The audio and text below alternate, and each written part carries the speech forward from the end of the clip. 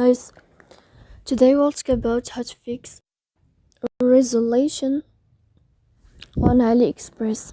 To know how to fix or how to solve resolution on AliExpress app, you should just go to settings.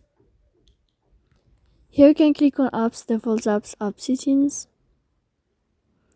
Then you can click on AliExpress and you will enter here.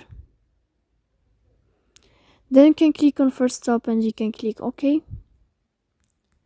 Then you will enter to the window of storage. Here you can click clear cache. Don't click clear data because that can cause you errors or can delete your account. In the end, you can turn off your phone and you can wait a moment to turn on your phone again. So please don't forget to support us by like and subscribe. See you next time in another video and thank you for watching.